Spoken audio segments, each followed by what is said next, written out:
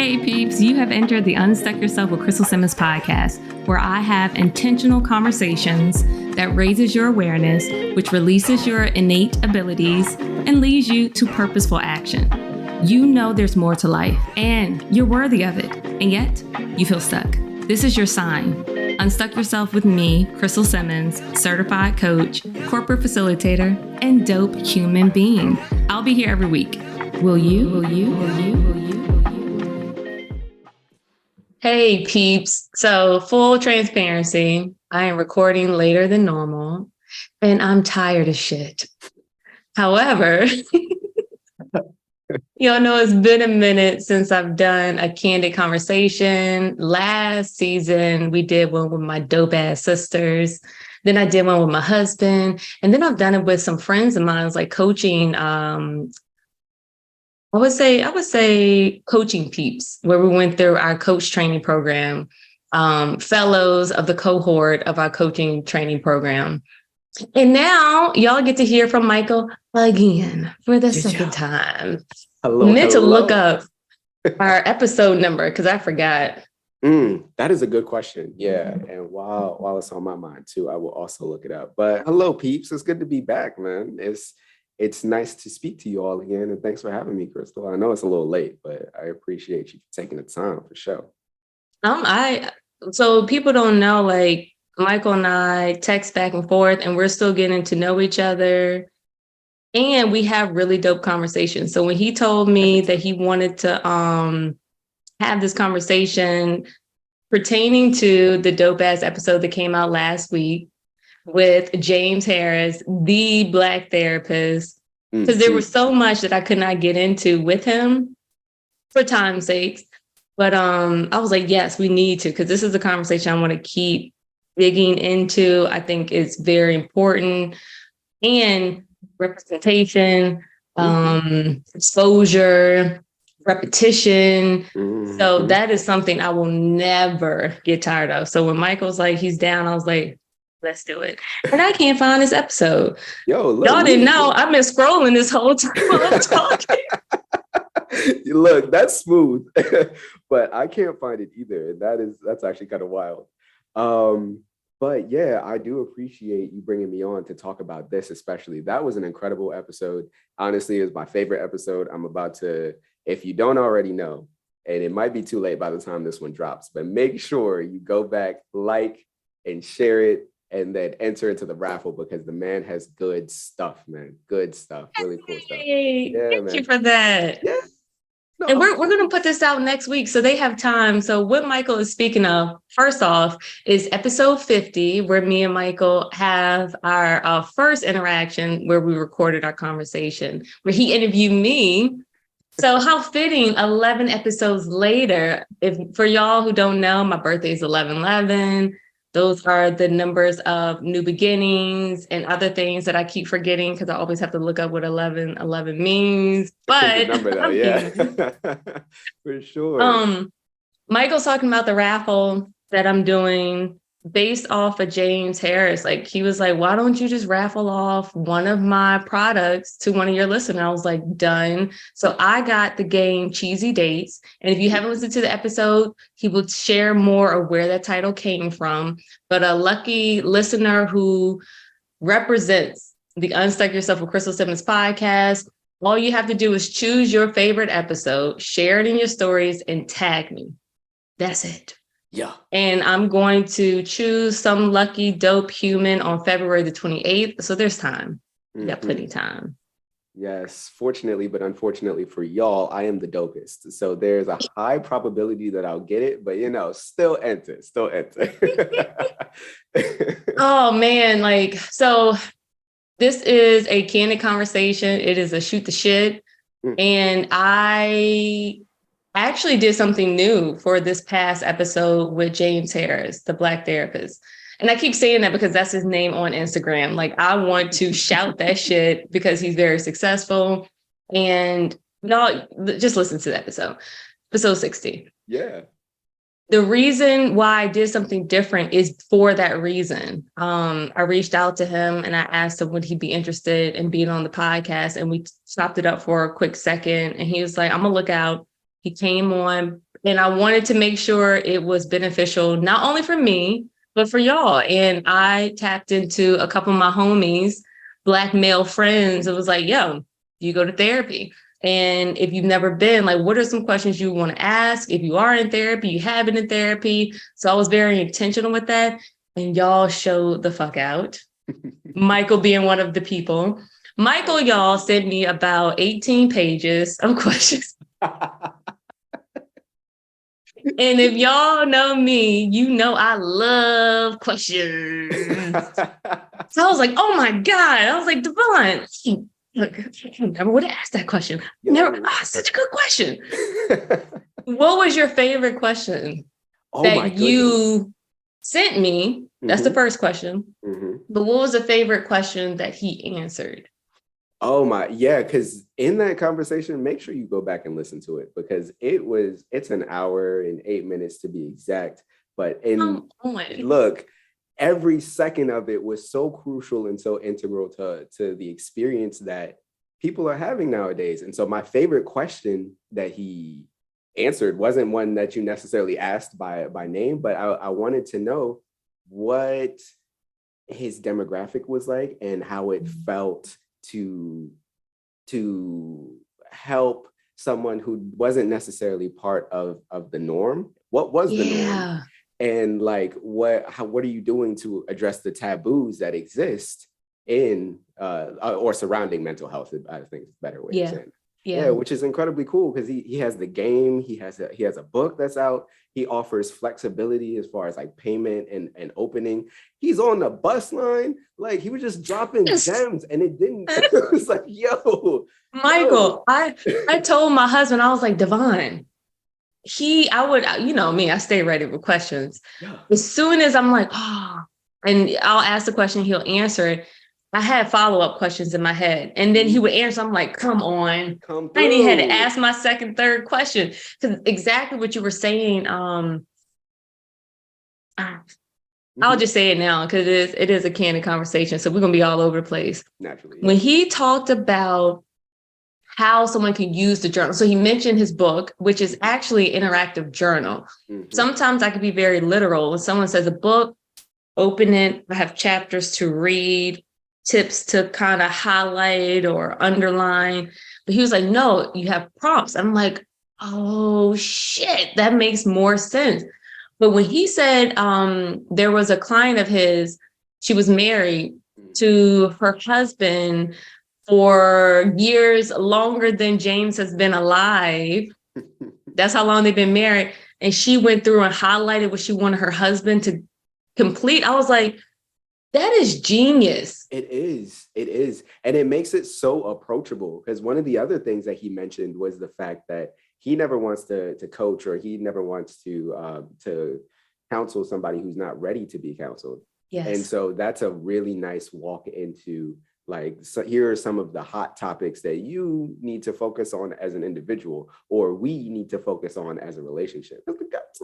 It's mental.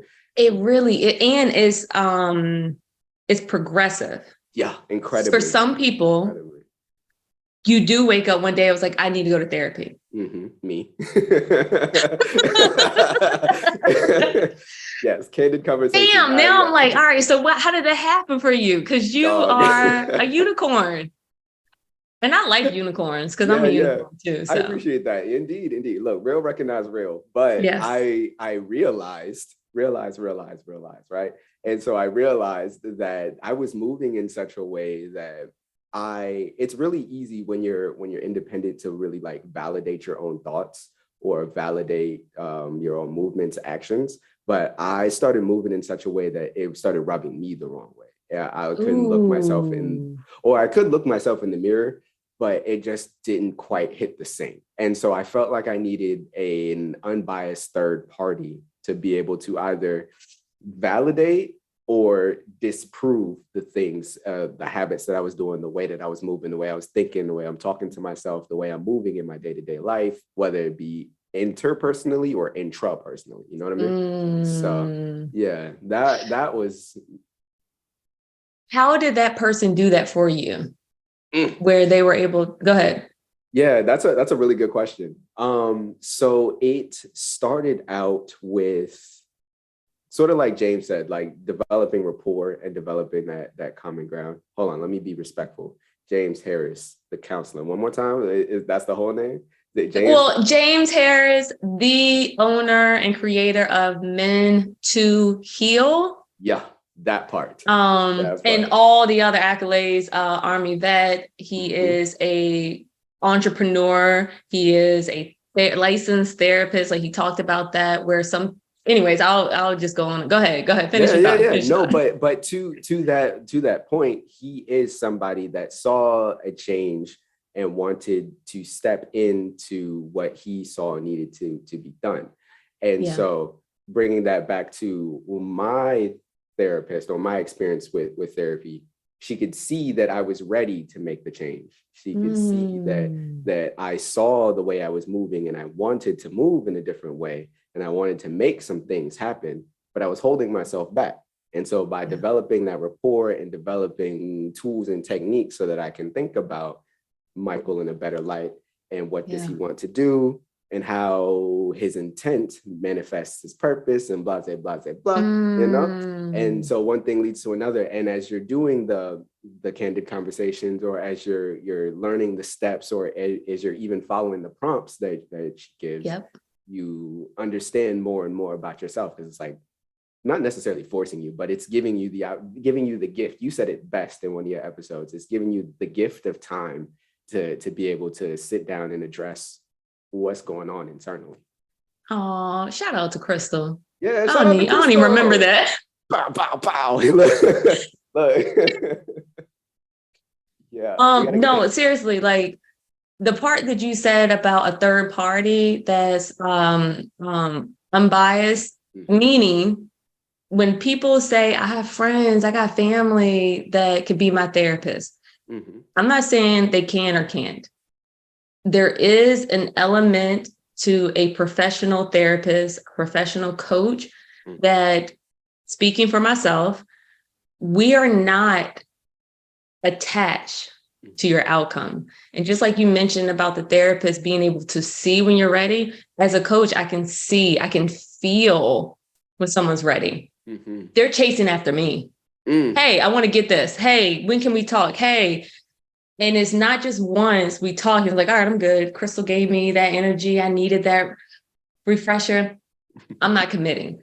Yeah. Because I will say that happened a lot when I first started in coaching. My approach was, I need to fix people. And as you go through training, through the course of life and interacting with people, you're like, no one needs fixing. Unless, like you say, you are like, yo, I'm dope. Something right. Something's off. And that off could be you entering into a job that is highly unaware of how to best support you. Well put. That is completely different from saying the environment is toxic. Because that was my story. It's toxic. They were not aware of how to best support me, because in their brains, their value was, we got to get this job done.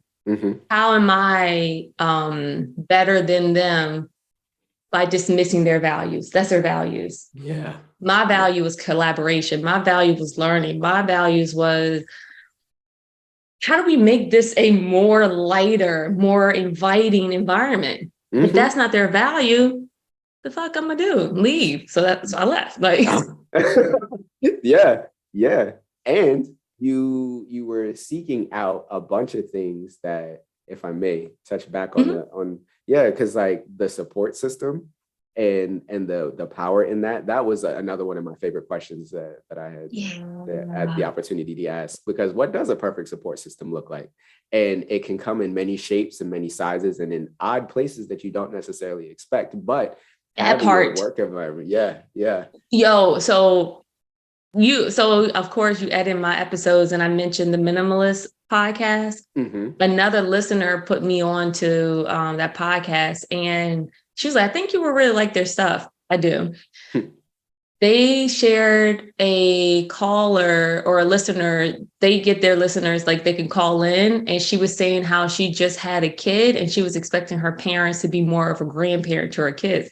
But her parents are like, look, we out here living, thriving. I'm trying to travel. Like literally, they're like, no. Right. We'll take care of them here and there, but don't depend on me because I'm the grandparent. So Nedra Tawwab, I hope I said her name right. She's on Instagram, made like her second book.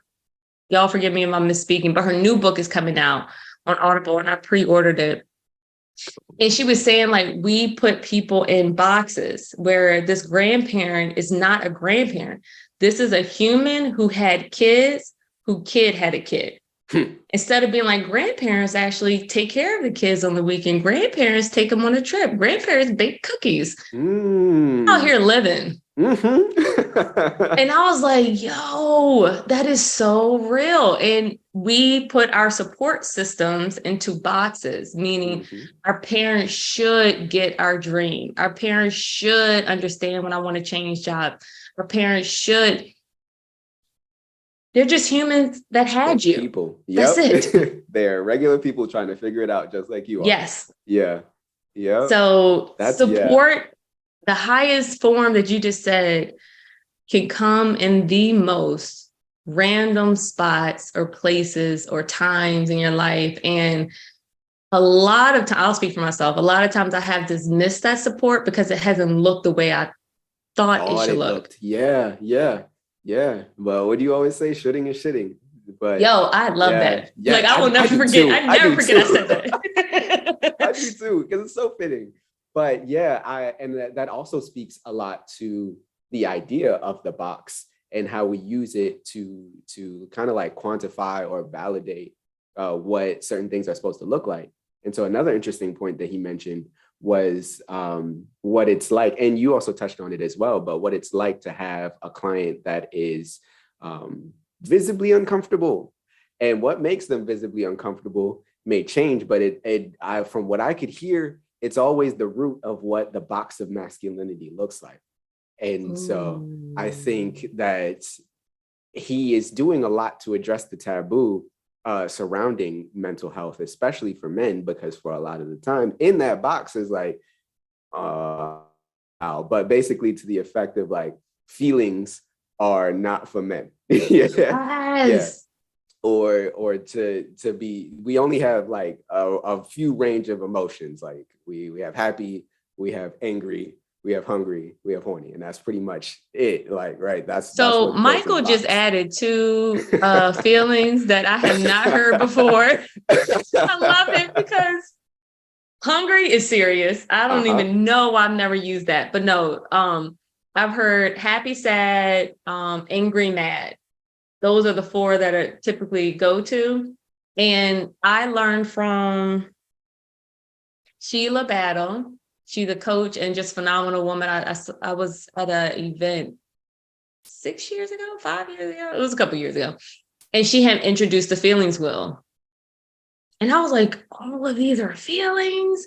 So I have made it a point to be very intentional of how am I actually feeling. I try not to say I'm good.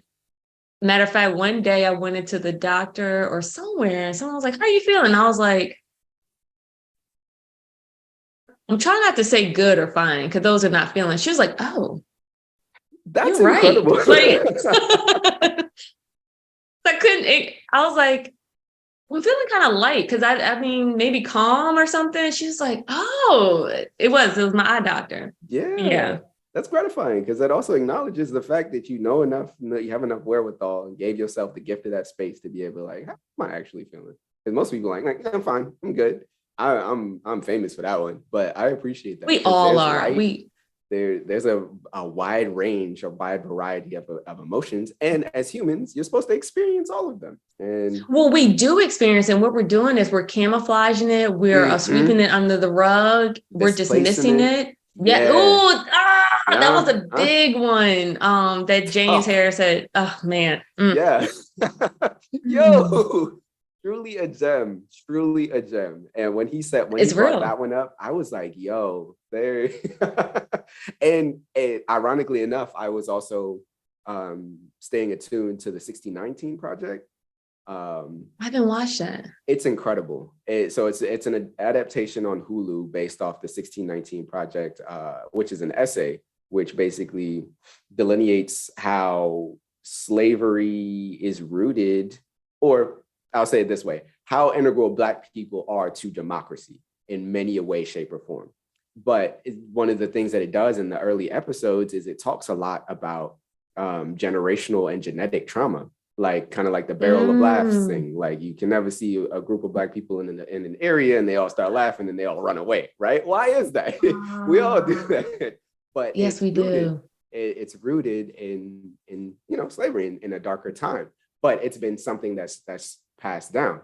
And so much like the taboo of mental health care and understanding yourself and understanding those feelings, it's all been addressed by, So displacement, I say all that to say, is something that happens as a people are struggling to break down generational trauma, where they're treated like second rate in the workplace. And so they get home and have access to somebody who can't fight back.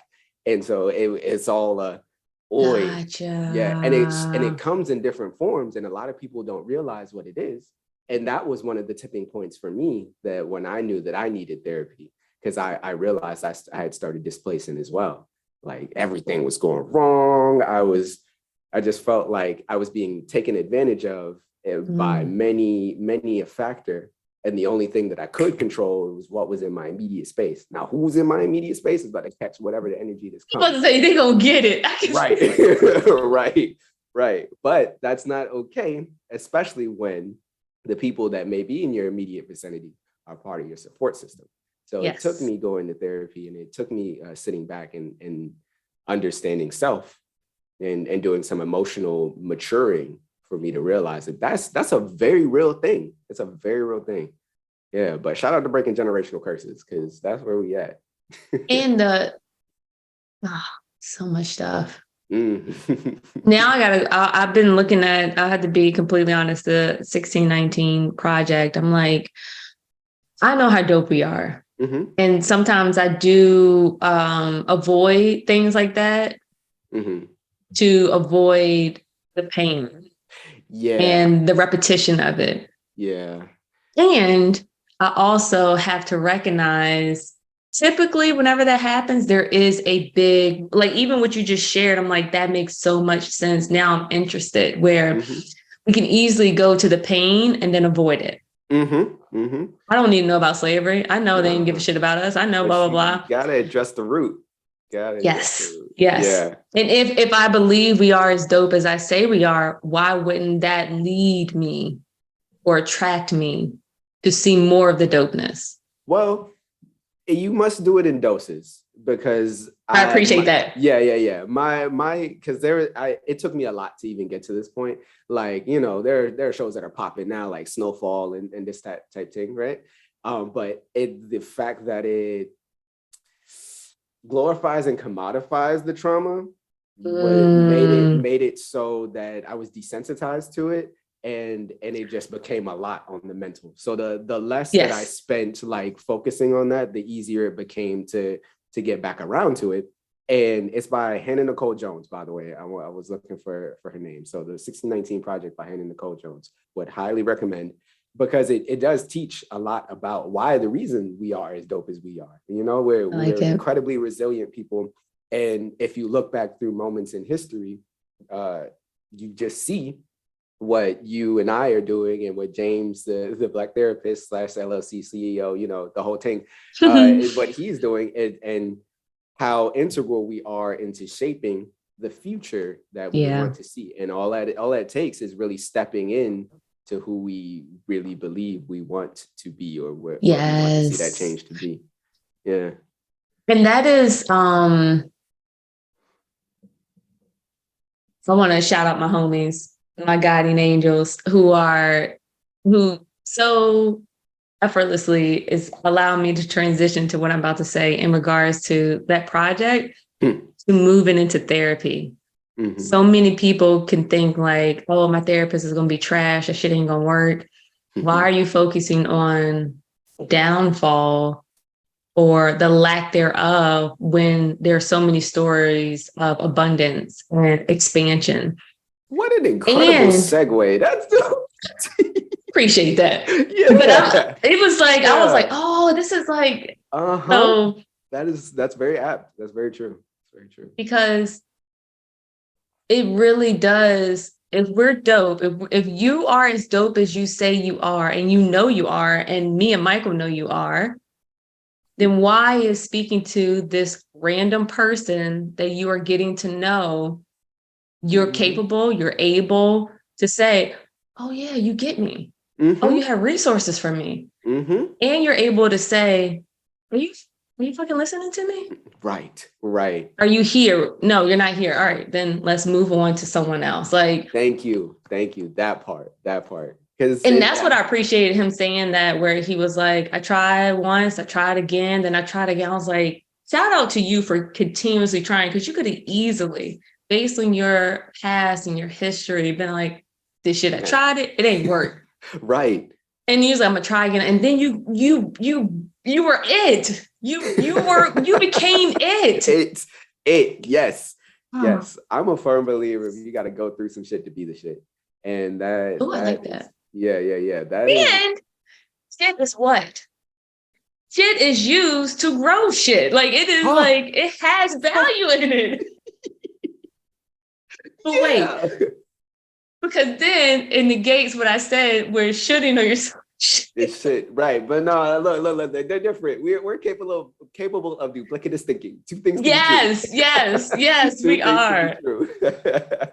Dialectic thinking. Yes, that was funny. There it is. That is funny. But no, like, I will forever be an advocate for therapy. And I also will be an advocate that everyone doesn't need therapy. No, yeah, it's not for everybody. And it's for each individual person to decide. Right.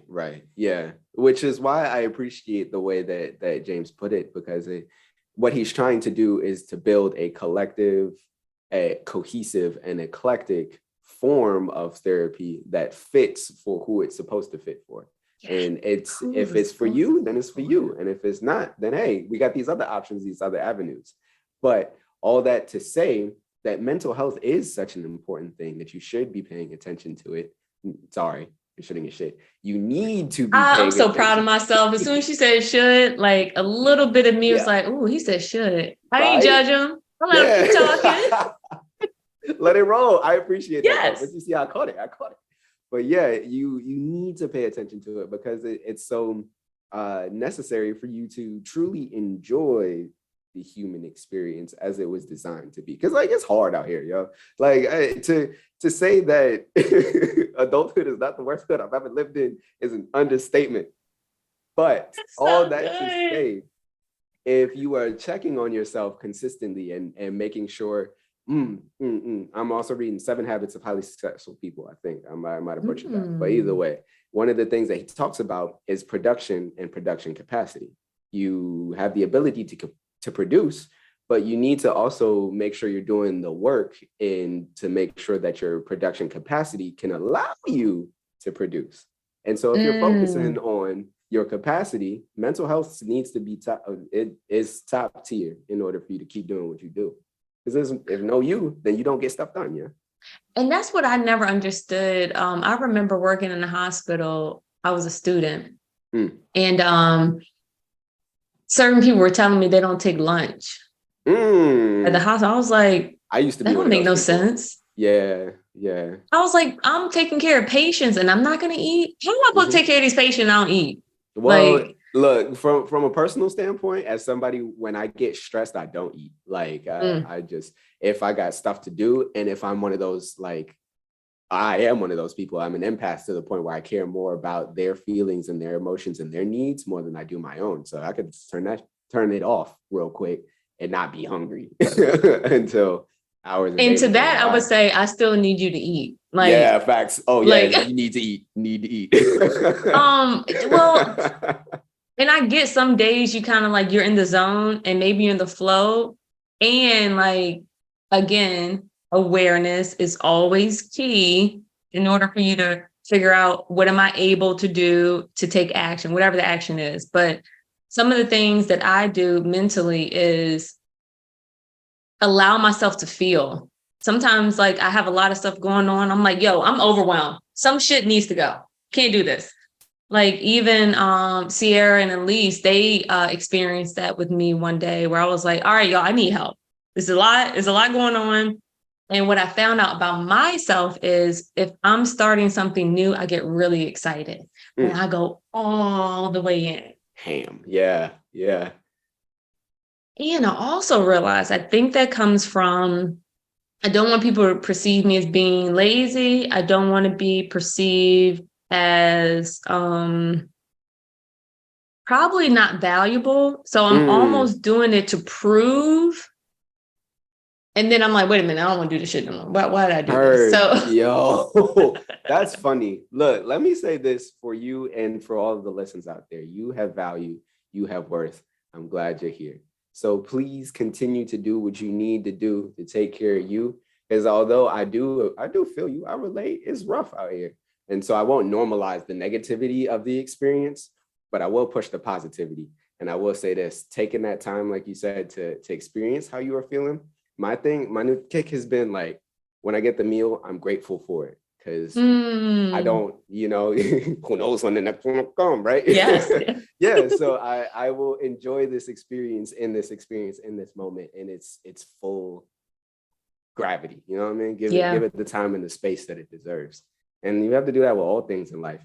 Because if you don't, it'll move. And yes. I'm listening to Michelle Obama's new book, The Light We Carry. Yeah. And one of the chapters, she was talking about one of her friends that her husband pretty much gives himself a pep talk in the morning, like in the mirror. And he says to him, hey, buddy, like to himself. Cool. And I've started to say, hey, you. Yeah. And then I would just smile. And I was like, this shit works. Like, it so does. funny. It does. So I'm going to try that. It's just whatever you normally say. Because I'm not gonna be like, hey, buddy, to myself, because that's not normal for you. Yes. So when I did, I was like, hey, you. And I smile and I was like, oh, shit.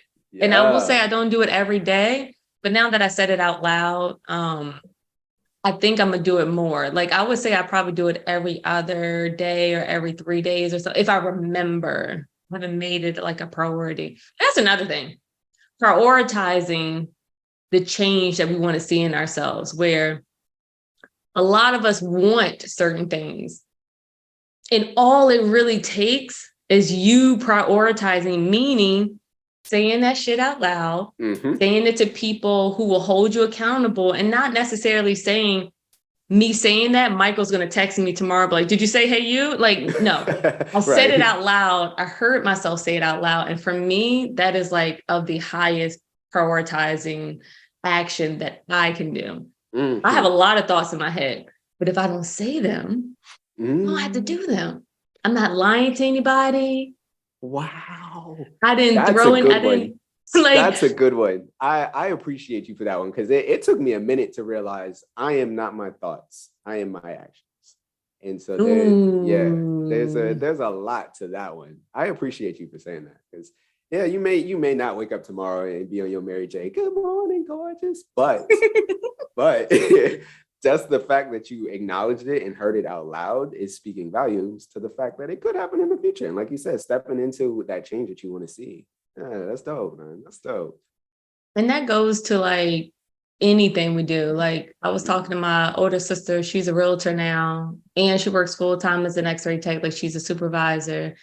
And she's really like diving into the progression of real estate. Like she's taking these classes, she's in these groups and asking for mentorship. And she asked to interview me for to be more like, so she could present more on Instagram. And she was like, you're a business owner, I want to interview you. I was flattered. And also, had she asked me probably 6 months or so ago, I probably would have felt weird, like this is my sister and I'm just going to help her out. But Michael, when she asked me, I was like, yeah, I'm a dope ass business owner. So what we want to do is this. And I started I was like, oh shit. Like that part. Yeah. So, you really have to talk your shit. And that requires you talking, like speaking what you're capable of doing. And I really enjoy podcasting. I also enjoy making my little videos. And now, like, I started putting, like, I directed this video, I produced it, like, Yeah. how short the shit is. The shit is good. You like, did and I it. like it. And it wouldn't exist if So it were not for you. So exactly. yeah, that part. And same with you with the podcast. Like, this is a candid conversation. So hold on. Michael, you have grown so much. And I'm so appreciative to be here with you right now. We did not know each other. We didn't grow up together. Your homies weren't friends with my homies. It literally was your partner was an instructor. I told her I was looking for an editor, and poof, there was Michael. Interesting. We're building love, and he did apologize for being late with the email back to me. He was like, that would never happen again. And it hasn't happened because we don't email, we normally text. Hey, I ain't lying. And when we talk about putting people in a box, in my brain, my editor was going to be a crystal on steroids, like anticipating everything, sitting by the phone. So I appreciate the growth moment and you giving to me to chill the fuck out. Like, you are incredible at editing, and you are incredible at taking constructive criticism. That means a lot, because when I went to therapy, it was to speak more of my voice. And a lot of times as a Black woman, I had been identified as being too pushy, I'm not even gonna go, whatever. And I'm like, that's not me. However, I have very high standards, and I'm not gonna sugarcoat that. I do know that. And I know people are capable of that. Whether they choose to meet that standard or not is their choice. So we both have risen to the occasion. And I hope I have done that for you as well. And I have really been like, I want it to be this way. So I appreciate you taking my constructive criticism. Like, I wanted this, you gave me this, so then I'm gonna give you this. And you know what I'm talking about. Everybody don't need to know. We build on it. Yeah. Yes. Facts, yeah. So I appreciate you allowing us to have that moment, because you could have easily been in your ego and be like, well, f that. And then we wouldn't be together. No, so never that. But I truly appreciate that, Crystal. I really do. And I'm grateful to be here and grateful for the people in my life. And like, man, it's crazy when you think about it. But everything that you've talked about on the show from the moment that you brought me aboard has been aligning with my journey personally. And it has also allowed me to see new perspectives and new opportunities and the way that things can be done, and the power of really like standing on your shit and talking it and doing it. Be about it. If you're gonna say, if you're gonna talk about it, be about it. And nobody's gonna talk your shit more than you. No one's going to no one. Right. And thank you for saying that, because I was just talking to my client on Monday. And literally, I was like, I'm not going to cry. I'm not going to cry. I am so grateful to be around people that, again, like you said, she's talking about stuff that I'm literally going through. So I got to share that with her, and we got to bond in that. And I'm like, I'm a coach, but I'm still human. Yeah. There's still aspects of things that show up, and I might want to show up just a little bit better. So then she'll give me a piece of her reality and her life. And I'm like, God, I see what you did there.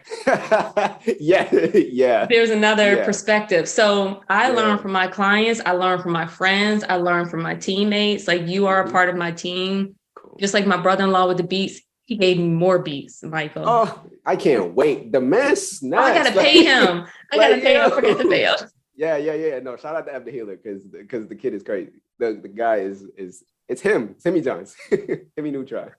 He is like, I played the beats with my husband. That's his brother. I was like, yo, I wish I could sing. He's like, right? Like, I've been hearing the beats be like, shit. Like, look, I write and rap. Let me know. Tell Ev to holler at me. I will. I'm gonna link y'all up via email. Yes, Y'all figure that please. shit out. That would be cool. That would be cool. But yeah, man, no, it's cool to be a part of the team, and I think that's important. But like you were saying, and like James was also saying, the power of the human experience and what that can do for your clients and what that can do for the people that you interact with on a day-to-day basis is like, I can't even think of a word for it, but it's like top tier. It's undescribable and inexplicable. And that's what I love about tapping into more of this mental health attention and highlighting the importance of it. Because some things will never be able to be described by words. You literally have to feel this shit. And that is the realest shit I've ever said, I think, because a lot of people are not feeling. They're like, well, tell me, Michael, tell me. I can't tell you. Like, you have to experience it. Like, you feel me? You dig? Like, if you don't feel me, you can't understand me. You don't know. It's like parents who tell me about having a kid. I've had some people say, don't do it. I have people like, oh, you just got to experience. I believe both of them. Oh, yeah. You know what I mean? Sure. Like, for sure. Am I willing to go through that feeling? And for some people, like for therapy, they may not be willing to find out what's on the other side. Yeah. But it would benefit you and people around you, and also your kids, your grandkids, your nieces, your nephews, to demonstrate what it looks like to feel. There are a lot of us coming out here not feeling shit. Yeah, because it's been cool to not feel, to be cold, to be not necessarily mean, you know what I mean? But like it's just like it's a mean spirit that kind of attracts by you not feeling, you know? And so the more you feel, the more you realize that there's more to life. There's real to life. Yeah. And so I second that, because like do therapy, bro. And even if it's not for you, you can at least say you've tried it. Try anything twice, because the first time maybe I love that. I love that. But yeah, we'll run it back a second time, you know? And Michael, James had mentioned, we didn't get to talk about it that much, but he was talking about pleasure, like people not be able to express what it is they even want. I'm like, that part. And that is something I definitely want to tap into, because if you can't tell your partner how to please you, therapy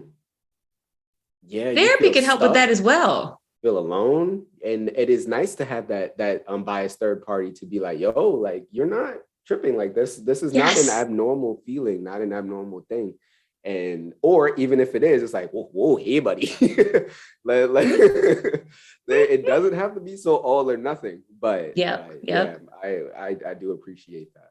Because a lot of people, I shouldn't say it this way, but what did Drake say? Everybody dies, but not everybody lives. Yes, I was just listening to that. I was like, yo, that's the really shit that I could have this moment for life. I love that song. For life. For life.